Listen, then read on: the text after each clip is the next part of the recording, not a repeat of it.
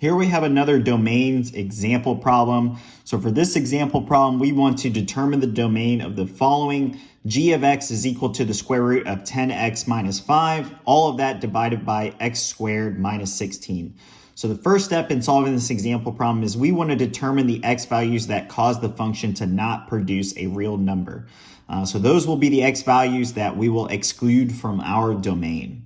And so some things to look out for is the division by zero. So what x values will cause a division by zero error, and then the negative square root. So what x values will cause a square root to be negative. So we can break this up into two different parts. First, we'll assess the square root term on the top. And so what we want to do is determine what x value will produce a positive expression underneath this square root, because we're looking for real numbers. And so to do that, we can set the term underneath the square root to be greater than or equal to 0, because that will produce all terms that will be positive.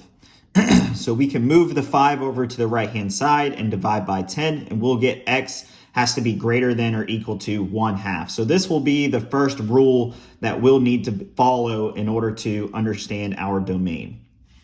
The next thing we can do is we can look at the denominator and understand which x values will cause a division by zero error, because those x values will want to exclude from our domain since it will not produce a real number. So we can do that by setting x squared minus 16 is equal to 0 and solving for x. We get x is equal to plus or minus the square root of 16, or x is equal to negative 4 and x is equal to 4. And when we can assess these x values, we also want to pay attention to our first rule, which is that x has to be greater than or equal to 1/2. And so because of this rule, we know that x is equal to negative 4 cannot be contained in our domain. And so we know that the domain is going to be x is greater than or equal to 1/2, except x is equal to 4.